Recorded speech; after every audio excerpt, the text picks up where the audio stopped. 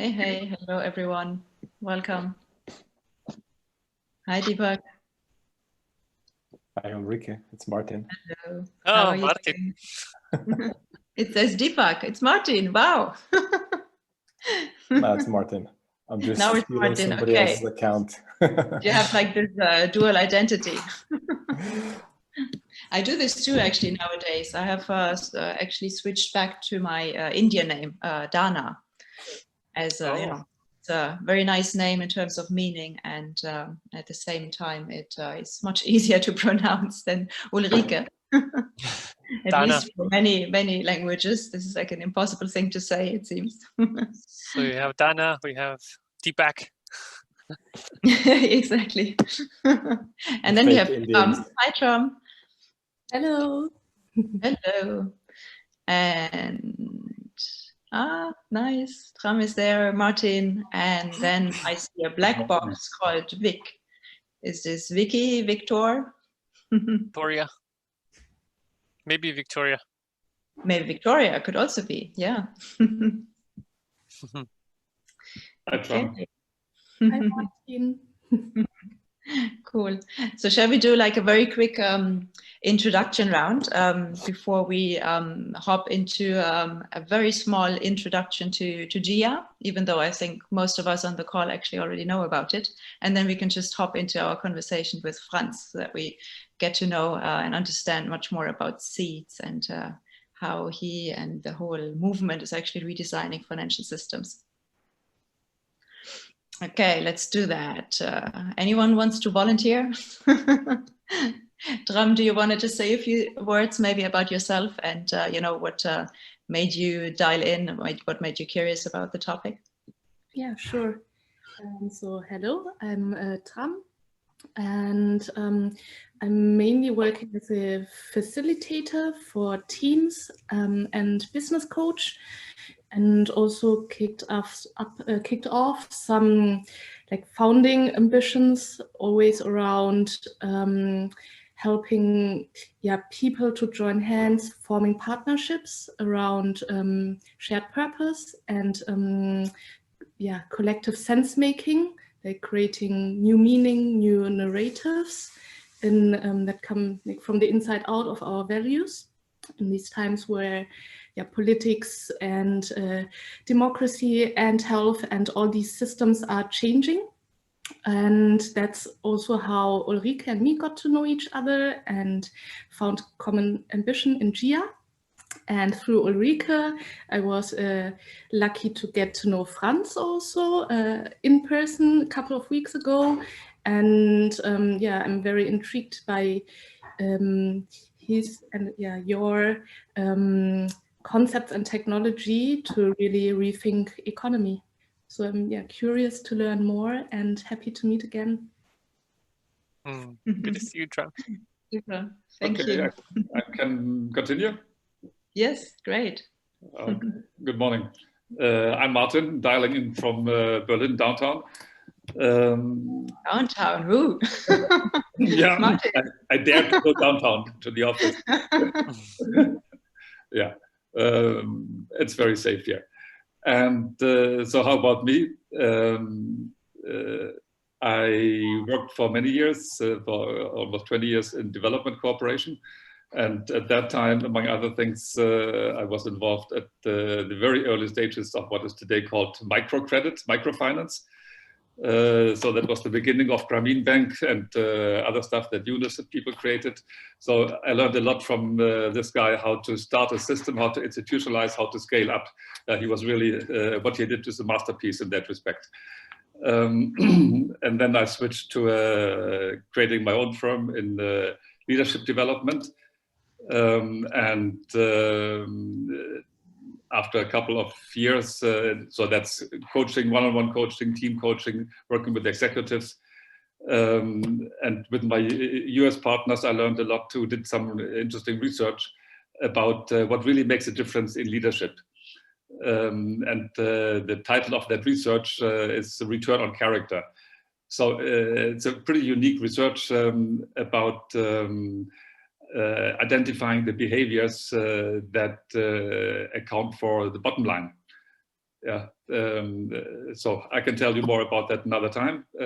But that's the point of interest between to Ulrike and to what you are doing, Tram. And that's what we currently try to expand here and to get companies interested to establish leadership systems that are not only able to produce a higher rate of return, but are really sustainable in terms of overall a larger understanding of productivity and well-being, or well-being part of what contributes to productive and sustainable systems. And beside that, what I also got me interested in today's topic is that I'm really fully convinced and interested in the work that people like Sven Giegold of Attac and Finanzwende, Gerhard Schick are doing, trying to understand what our macroeconomic systems, how they really function, and where they are deficient, and what the alternatives are. Mm. Thank you, Martin. So I just see that Lisa also joined. Lisa, are you already all set and ready to share a very brief introduction of yourself too? Hello. Hello, welcome. Thank you. I am still on the road, which is why my picture is not on. I can very gladly share a very brief introduction. Mm-hmm. My name is Lisa. I'm originally from Liechtenstein and currently also here during these interesting times, working with Franz in SEEDS and Haifa as well, which I know he's going to go a bit more into detail in, and very excited to be here. Thank you. Awesome. Thanks for dialing in, Lisa. And then I see Vic has appeared also with a nice background picture, San Francisco. Hey, would you just like to share a little about yourself? Yeah, thank you. Yes, I'm currently in Scotland, and Okay. yes, it is just the background I found here. And I started to work with SEEDS not very long ago, and I just would like to learn more about the background of the cryptocurrencies here. So thank you for the opportunity. Lovely, awesome. So actually it seems like we all already have kind of like the basics about SEEDS then. Martin. Yeah, hello, good morning. Hi, I'm calling in from Zurich in Switzerland. And I just actually saw about the event this morning on LinkedIn, and I just had a free hour in between calls. So I thought, why not add another call? And I spent quite a bit of time in the last couple of weeks to really dive into the whole SEEDS universe. I think I had heard about SEEDS the first time, I think in February this year, but it still took me a while to really get on the app and get active. But yeah, it's a super fascinating thing that is developing there. And I also have to say, even though I probably have a bit of more classical economic kind of background training, even though having spent like so many years kind of looking at alternative frameworks and things, in a way I still kind of find it hard to get my head around in a certain way. So that's why I can't really get enough of inputs. I mean, I think I've pretty much looked at all the videos out there and stuff. So I think it just kind of in a way mind-boggling, because I always kind of thought, I'm so much into this kind of topic already, but there is certain hardwirings within me which still kind of make it difficult to really understand it in a deep level, how this could work differently. And I think that's something which we see in the whole society in general, this kind of polarity and this kind of, resistance to really understand this kind of deep transformation. And yeah, that's why I'm just here, and happy to be here. So thanks so much for adding another Zoom call actually to your day. That's really highly appreciated.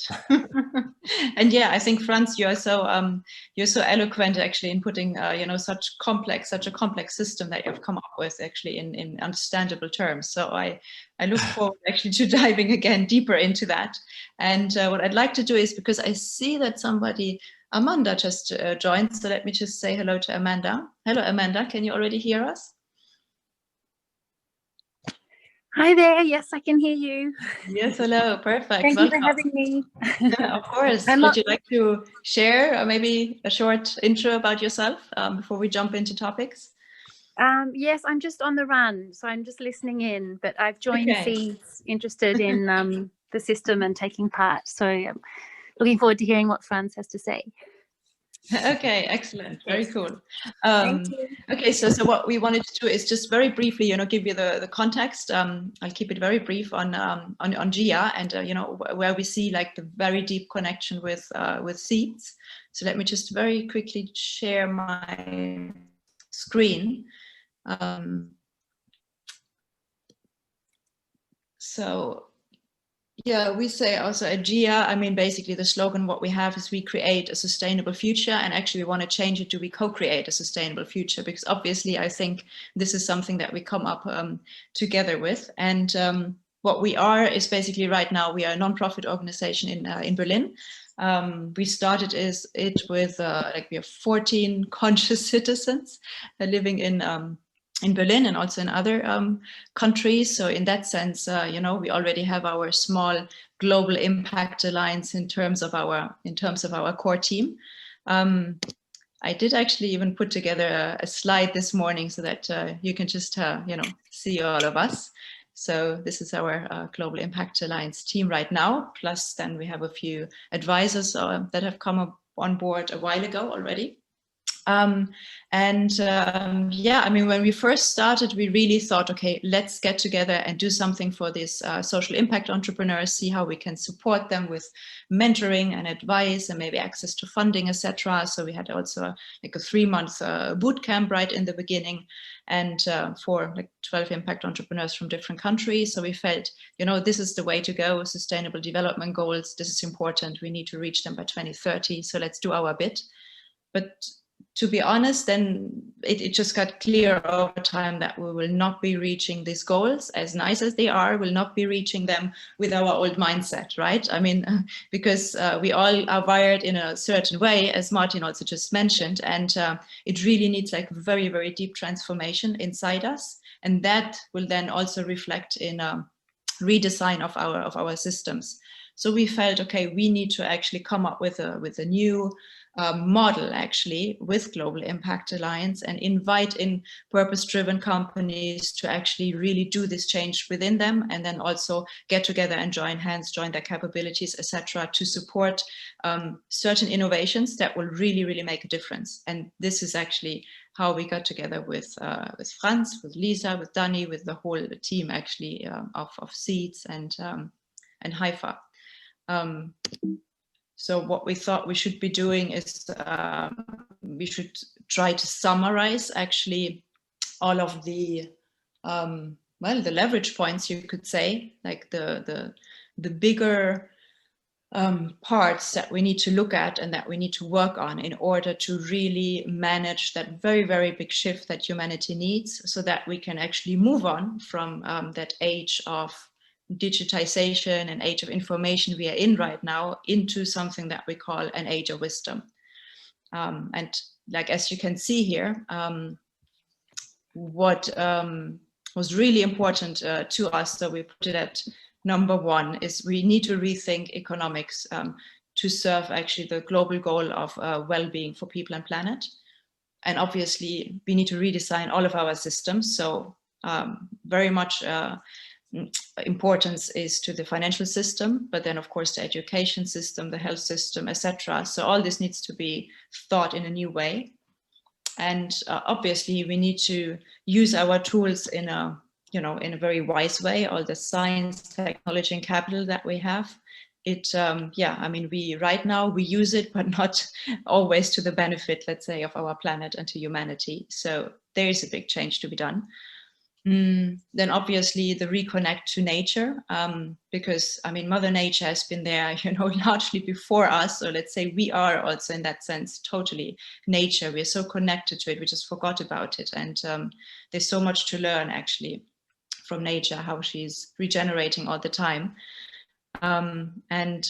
Yeah, so the big point that we're trying to make is that it seems like we are not that Homo sapiens yet, not so much of wise beings, but I think we are now in a great phase of evolving towards being proper Homo sapiens. And in order to get all of this done, obviously nobody can do it alone. So that's why we have this created this alliance, and we are inviting actually various organizations to join hands to put all of this into action. And yeah, and then one of the amazing companies or movements actually is Franz with SEEDS. So I want to get to the main part of our presentation, of our meeting today. And yeah, Franz, I'm just fascinated since I first heard of you, which was actually at the Holistic Vision Symposium in Barcelona. So there were 144 people, and I think we only met like very briefly during that time.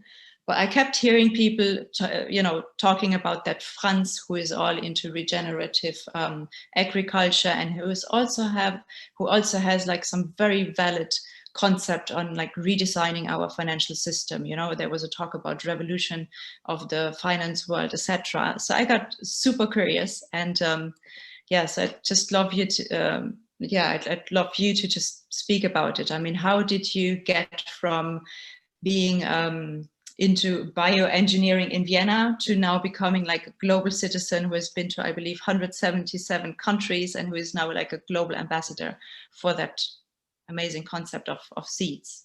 And tell us also, what is SEEDS actually? Thank you so much, Ulrike, and thank you everyone for your time and sharing this space in this wonderful, exciting chapter in human history that we are all living into. I think everybody's clear here of what we're ongoing around the planet and all of this tumultuous times we're in, which in one way to see it, there are times of crisis, but as they say, in all crises, there's always opportunities as well. And we're making sure to really embrace that opportunity and really create something new from all of these things that are ongoing. And yeah, it's so good to have a lot of seedsters here already, and also newbies to SEEDS. And my intention here is to really share that space and also discuss with you guys in terms of what questions, and essentially co-create, because that's what it's all about. And SEEDS as well is a global co-creation platform that really unites conscious communities and conscious citizens around the world. And that's also part of my journey. And as you were mentioning, Ulrike, I've been working in the development field, similar to Martin, how he was saying, and working there in various different countries. And one of the things that always struck me across those journeys is that there's so many wonderful conscious projects, conscious individuals, and they're all doing their share, their contribution towards making the world more healthy, more social, and holistic in many ways. But at the same time, they all are undergoing the same challenges, which is they're all working in fragments and silos, and they're not interconnected. And at the same time, they're all in this space of scarcity, where there's very limited funding for people who want to do good or transformational things in the world. And that is one of the underlying roots of why SEEDS is all about. You know, if we have a vast amount of conscious communities and people that are united in purpose, why is there just not enough funds or resources to allow them to have their ideas come to life and interconnect them? And yeah, it's a principle in nature, as you were also saying, Ulrike, that also goes onto the fact that really we are all part of nature. And in that laws of nature. Our systems are living and are evolving, but yet we have a very rigid and system that is, you know, based on archaic models of how things should be. So why not redefine? Why not redefine all of this and reimagine the very foundations? And one of those principles that we always have in permaculture is that the problem is the solution. So we have a large amount of conscious citizens in the world that all share the same problem. Why can't we just resolve that problem by having a system that provides value to all of these and interconnects them? Because there's already a shared purpose. And the beautiful thing of this is that now with the current technologies that we have available, being blockchain and these possibilities to interconnect and reimagine how we communicate with one another, we are able to open up completely new opportunities and new mediums of exchanges that, if done correctly, have the potential to really transition us, put us all in a place of where we would like to be in regenerative cultures and societies. So what would you say are the, let's say, key features of SEEDS that really make it a better financial system? Because I mean, I totally agree. It seems like our financial system has actually failed us. It failed, you know, our whole living environment, what we need to, you know, to live and to breathe and to, you know, to thrive really in this world. So it has totally failed us. It's set up in a way that it's detrimental actually to us. So what is the key features that SEEDS brings in, you know, that is really this consciousness shift? Yeah, beautiful way to frame it, Ulrike. And you mentioned it yourself, you know, in the end of the day, you know, we also design SEEDS for a time where SEEDS is no longer necessary. And that all goes about consciousness, just about that shift to consciousness. So people, you know, we don't realize how much the systems we inhabit shape not only our human condition, but also our consciousness and therefore our planetary condition. And to be able to understand where we're coming from, we need to understand where we are with this financial system. And some of the major downfalls or shortfalls that we see in our current financial system is that, first of all, money is created based out of debt. That means for every cent in the US dollar, in the euro, in the Swiss franc, every fiat-backed currency, there's debt incurred, and that debt continues to concentrate. Down the ladder, further down the ladder you goes. And what this causes is this imperative of endless growth in a finite planet. And another shortfall into that is that how this money that's created out of debt is distributed. And currently we have trickle-down economics, meaning we have a handful of individuals that are deciding for the rest of the planet what value is. And we as conscious individuals know that value is much more than just numbers on a computer or numbers or pieces of paper. And understanding that and really being able to reimagine it, we can shape a financial system that's the exact opposite of that. So what we have done with SEEDS is turn that model into a more regenerative aspect, in which each citizen of SEEDS, so each person who is essentially using SEEDS as a payment platform, has direct voice in terms of where the seeds, where the new creation of money is being allocated to. So that means that we together shape what value is as a conscious community. And that's why we are right now opening the doors for experts in economy, experts in agriculture, experts in education, all of these conscious communities that know that there's much better ways to do it. They're the ones who decide what value is, and they're the ones who really give shape to this new financial system. So yeah, those are perhaps the two most important aspects, how money is created and then how money is distributed. And in SEEDS, how money is created is through blockchain. It's really the first time in human history that we can really measure money through blockchain, and especially by measuring, I mean the velocity of money. And what we can really define is, therefore, we can create as much currency as there is demand for exchange in an economy. That means that we're able to extract this sort of artificial scarcity that our current system is based upon, which is, in my perspective and a lot of this conscious community's members, it's a myth, the myth of scarcity. If you really observe nature profoundly, you see that its characteristics are abundance. The more you give, or the more you serve, the more you get back. But also looking at nature, for example, a seed, you plant a seed, it's able to grow a tree, and that tree produces an abundance of food, which in itself produces more seeds. And that's beautiful. And that's how our lives should be geared, in this sort of abundance mindset, where we are able to be more generous and be more inclusive, and really come together as conscious individuals in alignment of purpose, to create the world we all want to do. So basically, this whole concept of scarcity is then one of those abstract things that in our human mind we somehow invented, and now we believe so much in it as if it existed actually, even though the nature that we are actually doesn't have scarcity. Isn't that amazing? I mean, what the human brain is actually capable of doing. And maybe, to make it very specific and concrete, also for those who will be listening later on to the recording, could you just give us very quickly, some examples, some projects that you work with that you find is a good example, so that people can really imagine, okay, what SEEDS can actually make possible. Absolutely. So yeah, let me start big, and then maybe I can hone into some examples. And essentially what we are, again, is a global co-creation platform. And our mission is all about whole systems design. So again, encompassing that everything is interconnected.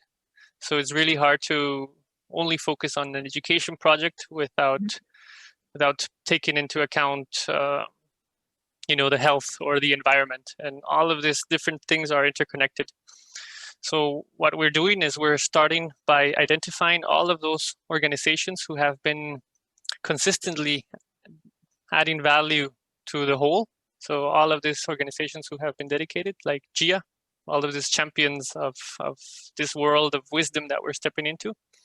And we start by acknowledging their work, and essentially every organization is able to claim a share of this financial system, so that all our financial incentives are aligned. So that's one of the things we're doing.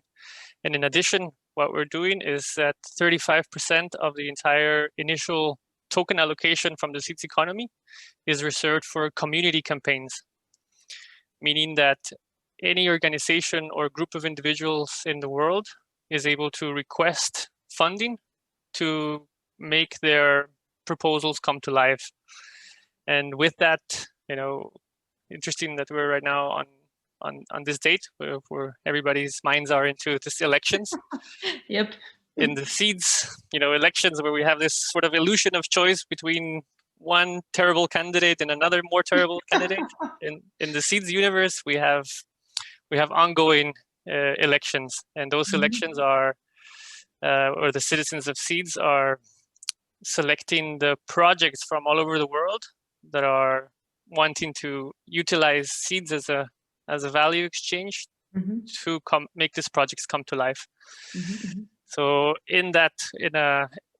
every lunar cycle, we have the lunar cycles as a frame of voting and a frame of new proposals coming in.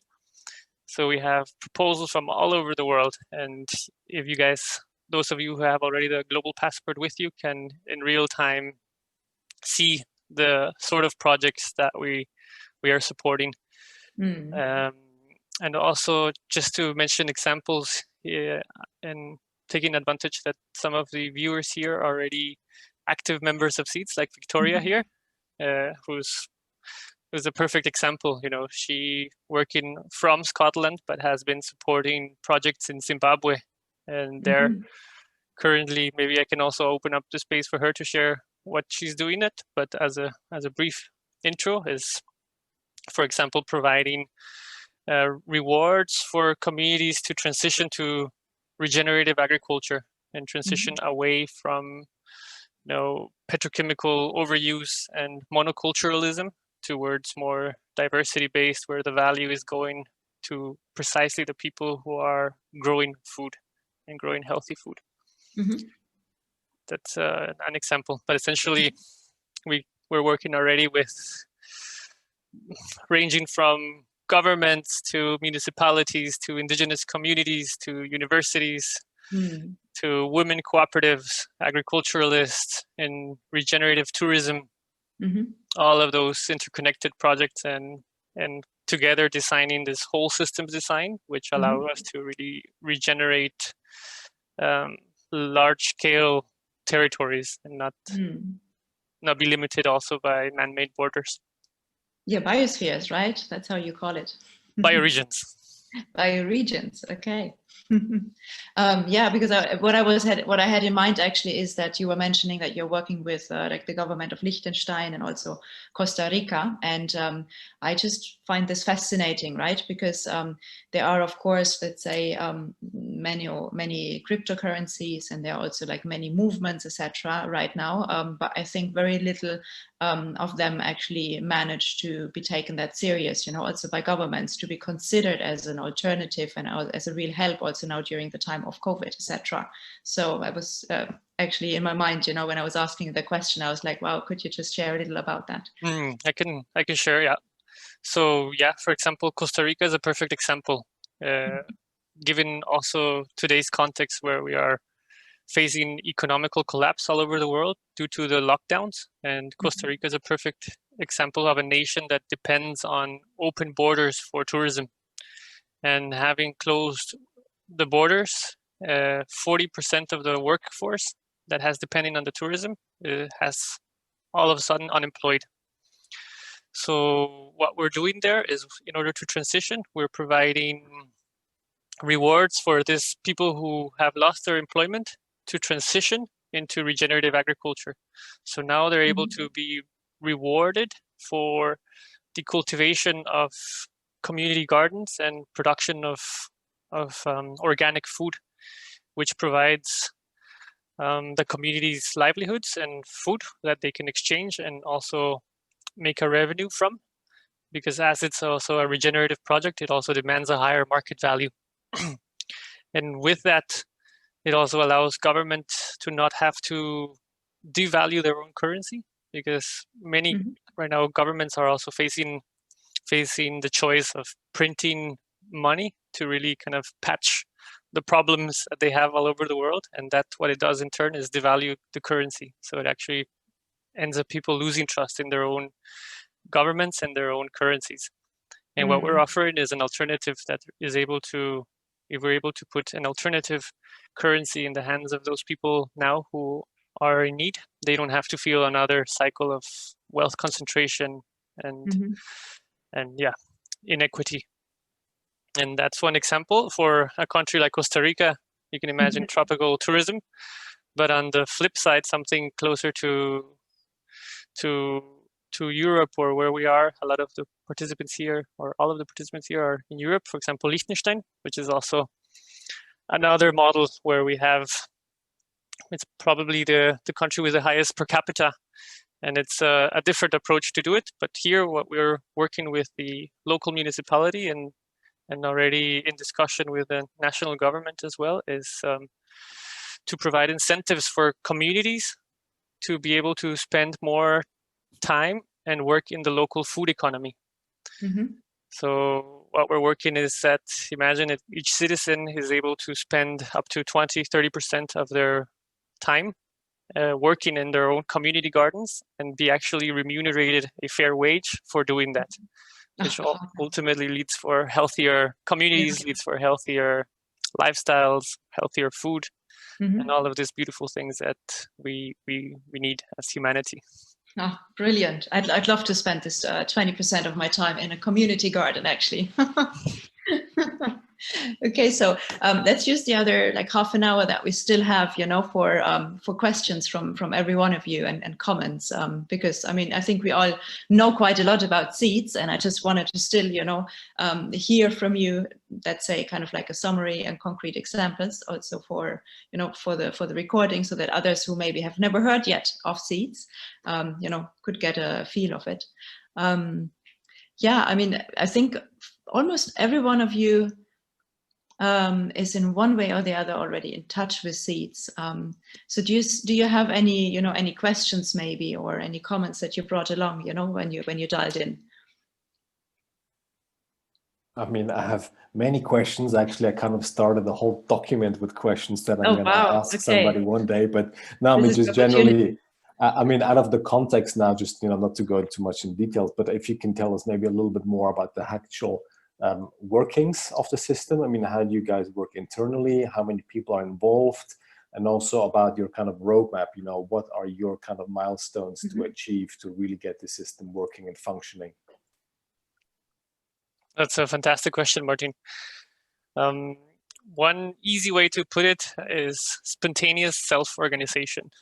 And it's a wonderful challenge, to have this ever-growing decentralized team that in all parts of the world who are really coming together with this shared purpose. And right now, the organization who's creating SEEDS, because essentially SEEDS is owned by the citizens of SEEDS, is HIFA, which also was mentioned, and we are a decentralized autonomous organization or shaped as a cooperative. So essentially, we have different circles that specialize in different aspects of the movement, whether it is technology, whether it is our storytelling aspects. And we work also in holons, and we also are using our own tools to self-organize. So some of those tools that we're using is the DAO, where we are already all being remunerated automatically by the system for our contributions. And essentially anyone in the planet can sign up and propose their role to HIFA in terms of how they want to contribute. And interestingly enough, we don't look at much at CVs or anything. We look about alignment of purpose and passion.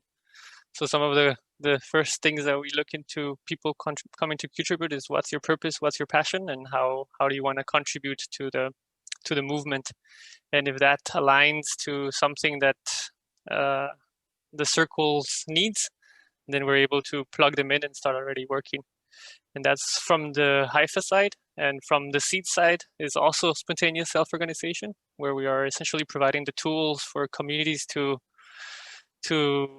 coordinate themselves and create the world that they want to see happening in their own locations. And yeah, I would love to go down all of your questions, Martin. At some point, we have to sit down and go through it. I will actually be in Zurich later today on my way to the airport, but I don't know if we can catch up for a coffee.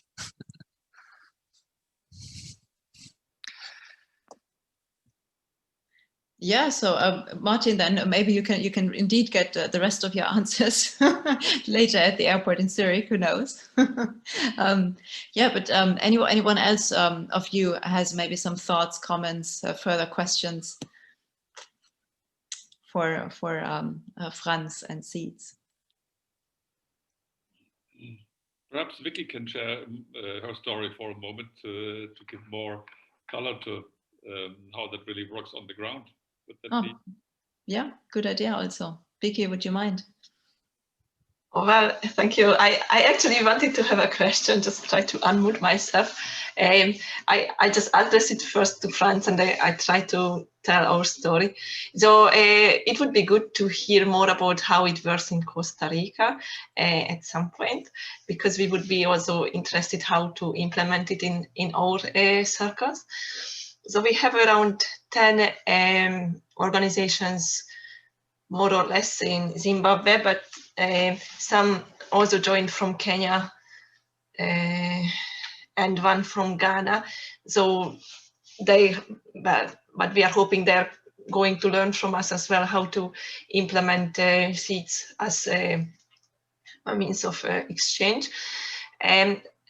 What we are doing, we started a weekly course, and we are trying to work together on regenerative projects. These organizations more or less already worked on that area, but through SEEDS, we eventually found each other, and we could strengthen our connections. and we are hoping to do collaborative work, which is good for the organizations and also for SEEDS. And the idea we came up now because of lockdown as well, to make like training videos on within the organizations which are doing their projects already, and that could be put up into the SEEDS library later on once it is ready, and it would be available for other communities. So that would mean like each of us would learn about the regenerative practices. And a bit of struggle at the moment how to implement SEEDS as a currency yet, as the technology is not not very advanced. So we are kind of trying to find ways how to work around that. So at the moment, what we do is trying to find someone with the relevant technology like smartphone, and more people can have the account and just log on to that smartphone with the person and access to their accounts. And we are also hoping that it will be kind of implemented later on in a way like I think most of the people can they are in their bank account via their phone and 2G. So maybe in a later phases that is an option that we can discuss within SEEDS, so people doesn't need a smartphone but can use lower technology. And yes, we have 3 proposals now in SEEDS that we would like to put forward and encourage our communities to use SEEDS as a means of exchange, and also like people who are coming to our trainings would be able to pay SEEDS in a later time.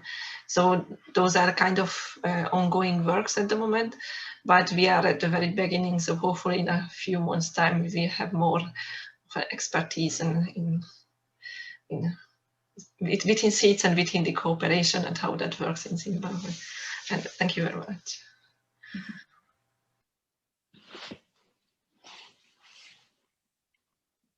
Yeah, and I can also speak a little bit towards that, and to kind of highlight the way we organize. And what Victoria is saying is a perfect example. Where we have a group of organizations around the bioregion coming together and already interconnecting them. That in itself becomes a ecosystem and an economy. And by stimulating this collaboration between these multiple organizations that in the previous world perhaps were competing for the same funding, now in this new sort of paradigm, they have intrinsic incentives to collaborate and cooperate with one another. And then you have the medium of exchange that allows each of them to give value to whatever they're creating or producing. And as we do that in different parts of the world, then we have a interconnected financial system that allows local impact to happen, but also a global coordination through the blockchain. And yeah, also very excited to see how the proposals in Zimbabwe get implemented on the ground, and very excited to see what the community there starts weaving together. That's also a point now that we still have open from our side. We also wanted to put together a SEEDS proposal actually, so that we could use SEEDS actually for the whole team that we are having, for putting together the whole concept and starting to launch our program with the companies. And what I find fascinating with SEEDS is that there's somehow, it's a little bit like what I've heard of the community of programmers. Because there also, there is a free knowledge sharing. Like you can ask whoever you want to ask, they will always find an answer and are always happy to help. And I think that alone is like a total shift actually in spirit, because usually, there's always a scarcity of time, etc., and a scarcity of people. And in your case, I always find someone from SEEDS, who would have an answer for me and who is happy to share. So I would just love to mention that, because I think you just have an amazing team spirit. Yeah, we do, and that's the powerful thing of living together with purpose, because essentially what we're here to do is be of service to one another, but also to this vision of a healthier planet. And once you really open up that mindset of what's possible, then it's all about community building. It's all about building trust, because another way to see what we're doing, or another way to see money altogether, it's all about trust. And yeah, currently we blindly place on trust on systems that probably are not serving us correctly. And at least now we have an alternative that by having more direct voice towards the evolution of it and direct value in it, we are able to build that trust across scale. And the beautiful part of all of that is that really there's more trust between and within communities that don't even know each other, or that haven't met, but already align around a purpose that we are all drinking the same water, breathing the same air. And by simply giving value to those trusts around the world, we are setting into motion a currency that essentially has more trust, therefore more value than fiat, and even more, probably more value than gold. But it's gonna shape up future. So in that sense, I suppose that if I ask you now, so what are kind of like your goals for next year, midterm, long term, etc., you might not have a very specific answer, because it seems like you're very much going with a bit with the flow, with a community, and it's all based on trust, and it will somehow evolve on its own more organically, how nature would do it. Or would you have like kind of like a real roadmap plan where you say by then this will have happened, and the next step that you could share with us? Oh yeah, we do have a roadmap, of course. The roadmap is all about continuing the development of the technologies. So essentially SEEDS is the main component, but we have the decentralized human organizations that we're also building. We also have decentralized currency exchanges that we're building, and all of that is in different phases. We also have different parameters that we want to fulfill in terms of numbers of organizations, numbers of citizens that we have on board, and all of this are indicators for the main milestone that we're all working towards, which is the Go Live event. And the Go Live event is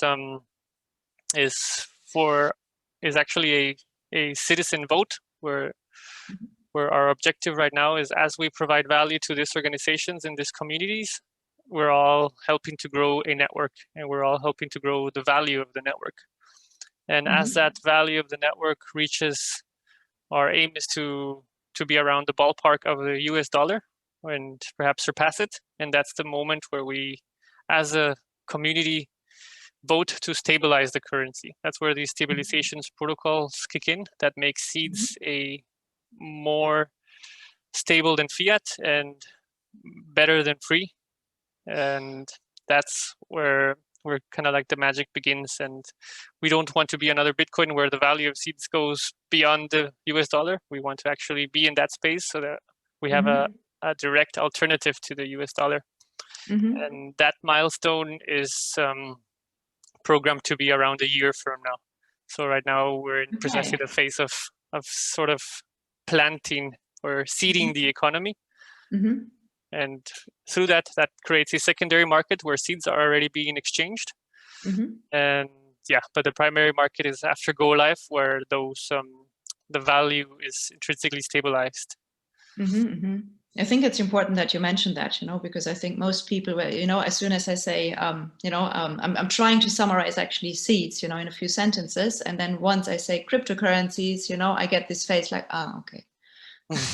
One more of these kind of, right? So I'm very happy that you mentioned that. I think one of the differentiating factors is actually that you're actually planning to stabilize it. So it's not supposed to be kind of like a trading object, right?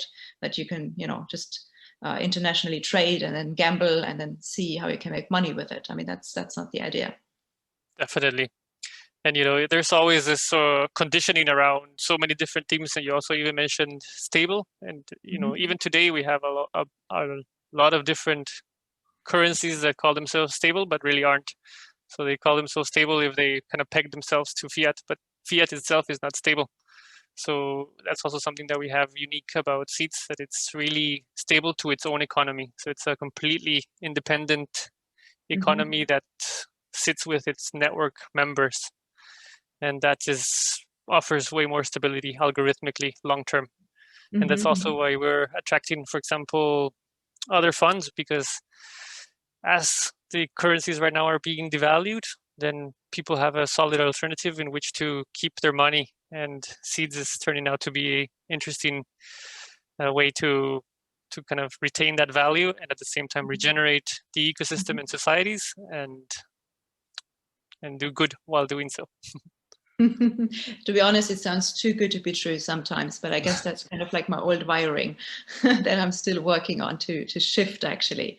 What I find really interesting is that in some ways, I mean, it's because we said, you know, you're actually redesigning our financial system and building a true alternative, you know, where actually we can put our real values actually too.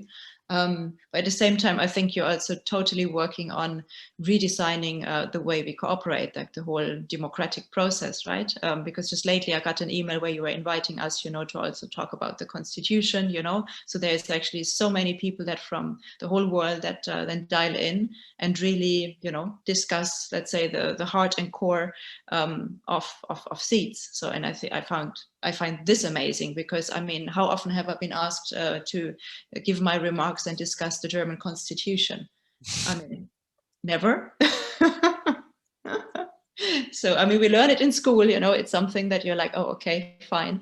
This is Germany, this is how it works, but you're not asked to co-create. So, yeah, so maybe you can share a little more about that. I mean, how do people respond actually to this kind of invite to do so? And yeah, how did you come up with that whole system? Yeah, essentially, that's all about what SEEDS is about, you know, a system where people are the direct owners and shareholders of it. And that's the, you know, so essentially a true democracy. We are born in systems today where they are sold as democracies, they're sold as the ways to go, but in reality, these are really archaic systems that have not been evolved for many, many years. And people absolutely love it. You know, people are keen to share their voice, and everyone has so much wisdom to contribute and so much value to add that in order to be able to give in that space to share that wisdom and share those contributions, we're together shaping a completely new way of cooperating as humanity or as just organizing as individuals. And that becomes a game changer. You know, we become active citizens, active conscious citizens rather than passive citizens that, you know, that are not questioning the systems that they inhabited, that they are really contributing actively. And essentially that's what we're supporting, active citizenship, so that we are all embracing the responsibility of our co-creative impact towards the world we inhabit around us. And that's precisely the sort of groups of people that we were attracting in the first instance. And by aligning, first of all, these conscious citizens in a cooperative economy, then it's already a economical force in itself to really shift our civilization around us, at least starting from the individual, but then outward. Franz, this is just so inspiring. I just want to get up and get active. Yeah, so to be honest, I mean, every time when we speak, you know, I'm like, okay, now I'm totally clear on it. Let me just get up and write this proposal so that we can actually be part of that new global economy, and we can go out and you know, promote it also as a Global Impact Alliance. So I'm all set actually. I don't know about the rest of you. I don't know, Martin, Amanda, Lisa, Tram. Do you have any more like comments or something that you'd love to share, you know, about what we heard now from Franz? I have a perhaps very stupid question, but it's on my mind. I'm not a specialist in blockchain stuff, but what I read here and there is that that's a technology that uses a tremendous amount of computer capacity and energy. Yeah, is that necessarily so, or is that part of the way that blockchain is used elsewhere and you can avoid that? Perhaps it's a stupid question, but I'm not familiar with, I understand the theoretical interest in blockchain as a means of communication and transaction. But how about this other aspect? Perhaps you can give me an idea. Yeah, it's a super important question, because it wouldn't make any sense if we're regenerating the planet on something that is consuming energies in a way that's unsustainable. And yeah, that comes from the first example of blockchain, which is sort of the grandfather of blockchain, which is Bitcoin. This is a technology that already proved that we can retain as much value, but of course it was built on legacy systems of 10 years ago, which was the state of the art of that technology. And it is estimated, I think, that the energy consumption of something like Bitcoin is the equivalent of a small country like Switzerland or Austria, which is really nothing that we should be scaling. Fortunately, that technology has evolved and come an extreme long way forward, and the blockchain that SEEDS is utilizing is one of the most energy efficient blockchains out there, and it's I forget the exact number, but around 600,000 times more energy efficient than the old legacy systems. So it would be almost like the equivalent of, you can say, before Bitcoin consumes the energy of an entire country, and SEEDS would consume the energy of perhaps a few households, and that becomes a game changer. Okay. Good that you mentioned that, actually, Martin, because that was also one of my doubts that I had. I just forgot to ask it, because yeah, obviously, I mean, this is what you keep hearing, that blockchain is amazing, but at the same time, it takes quite some time also to do the transactions, and the other point is like the energy consumption. So I'm really happy that you could give also this very vivid example. Now I can imagine, okay, Bitcoin, whole country, SEEDS, just the energy of a few households. Well, another aspect that, of course, would be fascinating to learn a little bit more about, when you mentioned the example of Costa Rica. I don't know too much about that part of America, but I think they have a political history and culture that's a little bit particular and interesting and more open-minded. What is the trigger, or what got government officials kind of so open-minded that they find an interest in SEEDS, and that they figure out a way how to combine the traditional system that they still have in a certain way, because they can't take their country off the planet, but use SEEDS at the same time. Is it just kind of a little island that they are creating, or is it integrated or beginning to be integrated in other parts of the economy? What's their vision around that? That's a beautiful question, and yeah, Costa Rica is a unique country in the world. First of all, being one of the few countries that doesn't have a military, being one of the first few countries that has placed emphasis in pristine environments. So a lot of their wealth comes from tourism, and that's why they're really incentivized to keep nature as beautiful and pristine as possible, which is a completely different trend than many countries in that region, which have been really exploiting the situation of Costa Rica. Is they've always been in this green wave, so they are interested in really continuing that. And one of the things that this COVID situation did is accelerated that transition in one way. In one way, it distracted a whole bunch from those efforts, but in another way, it really accelerated it. And essentially, governments really don't want people to suffer, but at the same time, they need economic stimulus. But all governments are at the same time weary that if their currency is inflated too much, they will see runaway inflation as that trust in that currency is lost. So, but at the same time, these governments are also well aware in the value of regenerative development, which increases resiliency, increases health, increases biodiversity of their countries. And since Costa Rica has already seen the benefit of this, which brings increased tourism, which also increases the quality of life, which is all about the slogan of Costa Rica, pura vida is what they say there, all about pure life and really doing what's right. And they also see the value also in terms of the products deriving therefrom, like regenerative agricultural projects, for example, which are more ethical and have a higher nutritional quality, which in themselves demand a higher market value. So how they see is that this is almost an investment into their future.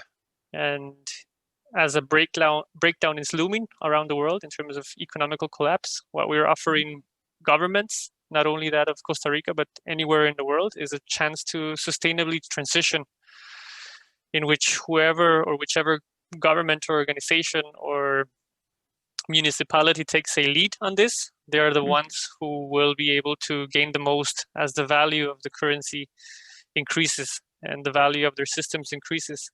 They essentially will see the most benefits from it.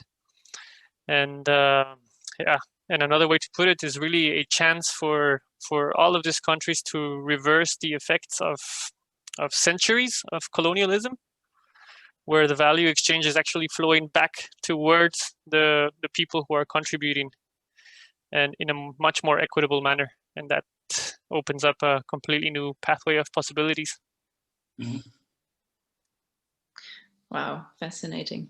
So Franz, while you were talking, I'm just thinking that I should connect you actually with a good friend of mine who's working with the German Development Agency in Nigeria, and his task is actually to figure out a recovery plan, an economic recovery plan, also for certain areas in Nigeria. So now I don't know how easy it is to work with the Nigerian government on this kind of like very innovative ideas, but I think he'd be super interested to explore that, because then they could start a pilot maybe with one of the regions that they have there with the community, and then once it's proven and people understand it in real, then it can always scale also in Nigeria, who has been like totally hit by COVID. I mean, he told me all the details about it.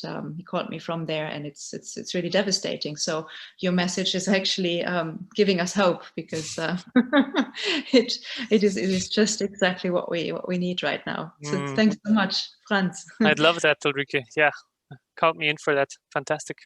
Awesome. So thanks a lot. And I think I'd love to close our webinar with this super hopeful words. And yeah, I wish you a very, very good day with lots of pura vida. For you, a good flight or a good train ride, I think, to Switzerland. And yeah, I hope to chat with you all soon. Later, see you in 2 weeks in our next webinar. Thanks for sharing, Franz. Thank you everyone for your attention, and any other questions, feel free to reach out anytime. And thank you, Ulrike, for holding this wonderful space. Of course, my pleasure. It's been amazing. Thanks so much. Okay, talk soon, everyone. Talk soon. Bye-bye. Take care. Bye. Bye.